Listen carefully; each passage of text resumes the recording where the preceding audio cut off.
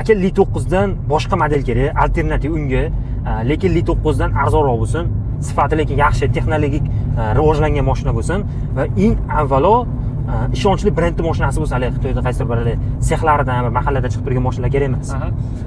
Uni o'rniga juda ham zo'r aqllik, unga nisbatan ancha aqlli, unga nisbatan ancha zamonaviy va unga nisbatan ancha arzon mashina bor. Denza N8L bor.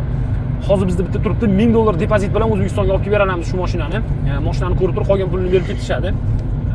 Bu mashinani $59800 ga patkulch, hamma rastamojka, hamma rasxodlari bilan qo'llariga tegadigan eng full bu. Eng full Denza N8L long bo'ladi. Bu N9 ga nisbatan 3 sm kichkina bo'ladi xolos. Keyin buni arqa balonlari ham qayriladi, o'sha paroglari bo'ladi. Parogi bo'lmaydi. N9 bilan farqi shunda bo'ladi. Lekin qolgan hamma narsasi bir xil. 0 gacha 3.9 sekund chiqadi. Gibrid, aralash siklda 1100 plus yuradi mashina. Juda ham zo'r, juda ham yumshoq. Plus bu mashina taxolarga o'xshagan gaz bosganingizda oldin sal ko'tarilibroq yuradigan mashina, emotsiya beradi bu mashina.